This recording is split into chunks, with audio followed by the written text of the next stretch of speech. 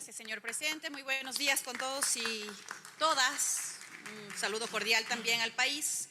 Quisiera, por principio, señor presidente, con su venia, pedir que desde Secretaría se dé lectura al artículo 11, numeral 2 de la Constitución de la República del Ecuador.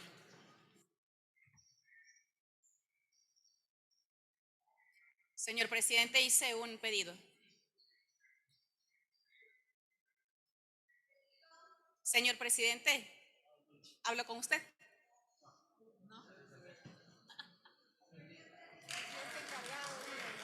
Señor presidente encargado de la sesión, si pudiera brindarme su atención, solicité que con su venia desde Secretaría se dé lectura al artículo 11, numeral 2 de la Constitución de la República de nuestro país.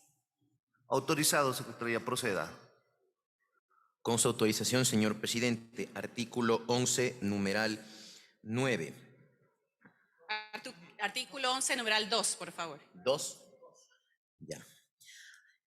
El ejercicio de los derechos se regirá por los siguientes principios. Numeral 2. Todas las personas son iguales y gozarán de los mismos derechos, deberes y oportunidades. Nadie podrá ser discriminado por razones de etnia, lugar de nacimiento, edad, sexo, identidad de género, identidad cultural, estado civil, idioma, religión, ideología, filiación política, pasado judicial, condición socioeconómica, condición migratoria, orientación sexual, estado de salud, portar VIH, discapacidad, diferencia física, ni por cualquier otra distinción personal o colectiva, temporal o permanente, que tenga por objeto o resultado menoscabar o anular el reconocimiento, goce o ejercicio de los derechos. La ley sancionará toda forma de discriminación. El Estado adoptará medidas de acción afirmativa que promuevan la igualdad real en favor de los titulares de derechos que se encuentren en situación de desigualdad. Hasta ahí la lectura, señor presidente. Muchísimas gracias. Quería resaltar y reiterar este artículo de la Constitución que forma parte de uno de los fundamentos, si se quiere, de la construcción de esta normativa o de esta propuesta de normativa, y que es una respuesta adicional y un esfuerzo adicional desde la legislación para poder tomar acciones concretas en contra de aquello que reconocemos como violencia. En esta ocasión, violencia y acoso que se da en el espacio laboral. En este país hablamos permanentemente de la necesidad de tener espacios seguros para realizar las distintas actividades que tenemos y desarrollamos los seres humanos.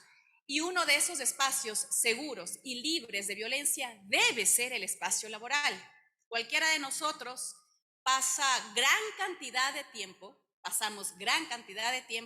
en nuestros espacios de trabajo. Por lo tanto, deben ser espacios seguros. ¿Y por qué avanzar permanentemente en una legislación que tiene que ver con la garantía de los derechos que están claramente establecidos en la Constitución? Y por eso me parece que era importante recordar este articulado de la misma, porque lamentablemente, y aunque tenemos una serie de normativas que ya hablan de derechos, que ya hablan de sanciones hacia la violencia, hacia el acoso, incluso en los espacios de trabajo, no hemos como sociedad mejorado rotundamente o significativamente para que esos niveles de violencia sean eliminados o hayan disminuido. Hoy algunos compañeros asambleístas han dado algunos ejemplos de la violencia que ha llegado en algunos casos a ser extrema, a violentar la vida misma de las personas y que pudieron ser de alguna manera prevenidos en los espacios de trabajo. Porque lo que dice, por ejemplo, ese convenio 190, del cual el Estado ecuatoriano es parte y ratificó su compromiso con él mismo, es que debe ser un compromiso tripartito entre las organizaciones empleadoras, entre los propios trabajadores de los distintos lugares y también el Estado ecuatoriano. Por lo tanto, sí, tiene que haber un compromiso de quienes hacen parte de estas organizaciones empleadoras, empezando desde sus líderes, jefes, jefas y demás, para que hayan procedimientos claros, transparentes, sin ningún tipo de temor, que se puedan hacer las denuncias del caso, los seguimientos del caso, y cuando hayan riesgos laborales internos o incluso que puedan venir de afuera, tomar cartas en el asunto. Es momento de cuidarnos entre nosotros y me parece que esto también pasa por ahí. Porque si una persona de mi trabajo está siendo violentada y llega con signos de violencia, no puedo mirar a otro lado hasta dejar que ocurran hechos peores y recién lo que hacer como institución, solidarizarme, porque ya no queda absolutamente nada más. Cuando podemos ser parte de la prevención de estas formas de acoso y de violencia. Por lo tanto, insisto, tiene que ser un compromiso tripartito. Tiene algunas implicaciones hablar de la eliminación de la violencia y el acoso en los trabajos, por supuesto, y acarrea responsabilidades. Este informe nos plantea, entre otras cosas, que hay relaciones de poder. Así como hay relaciones de poder en cualquier otro espacio de la sociedad, lamentablemente, también hay relaciones de poder en los espacios laborales. Y muchas veces estas son las causas o motivan a que hayan hechos de violencia, de acoso, y que muchos de ellos pueden generar además situaciones de discriminación, de abandono de los puestos de trabajo, de renuncias, ¿no es cierto? Las renuncias, las famosas renuncias voluntarias que muchas veces ocurren, no son tan voluntarias, son obligadas porque hostigan tanto al personal que un día ese trabajador o esa trabajadora decide renunciar, pero realmente porque la situación en su trabajo quizás se puso extremadamente complicada. Por lo tanto, este tipo de acciones que hasta ahora pasan muchas veces tan maquilladas, ¿no es cierto? Y son ocurren tanto en los espacios de trabajo, tienen que ser consideradas de una manera mucho más atendida, de tal manera que no sean formas pues más maquilladas de también ejercer violencia y que muchas veces se terminan normalizando. Eso no puede seguir pasando. Cuando hablamos de espacios libres de violencia y una sociedad libre de violencia, también estamos hablando al mismo tiempo de protección de la dignidad, de la vida digna de las personas. Porque ¿qué es lo contrario a vivir lamentablemente en una sociedad violenta? Lo contrario a eso es tener una vida digna.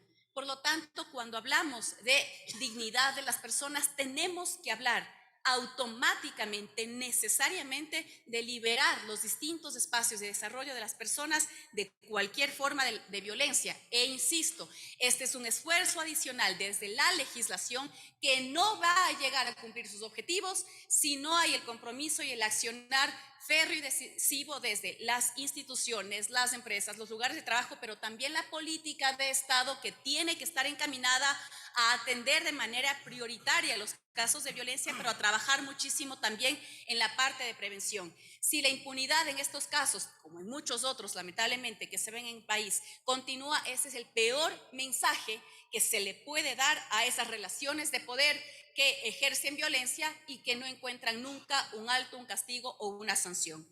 Por lo tanto, esto también, decía yo, me parece que significa hablar de salud mental. Tenemos una ley de salud mental que no puede actuar sola.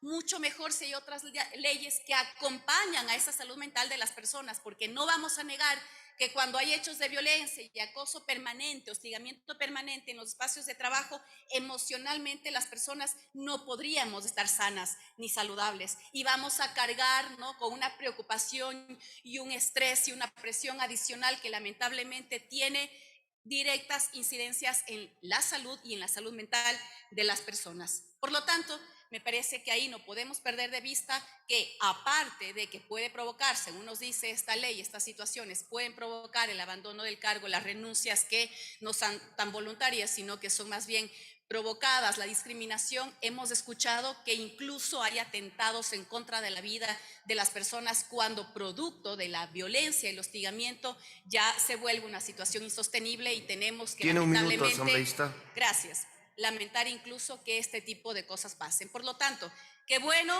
que ahora nuevamente desde la legislación se hagan los esfuerzos necesarios para garantizar la seguridad, la salud, el bienestar de las personas, pero insisto en aquello, en ese compromiso tripartito que debe haber entre los involucrados a la hora de eliminar todas las formas de violencia y, cómo no, en el espacio laboral. Por lo tanto, el apoyo, seguiremos alimentando este informe, esta propuesta de normativa para que el país tenga también dentro de sus leyes una ley que atienda directamente a contrarrestar todas las formas de acoso y de violencia en los espacios laborales. Muchas gracias, presidente.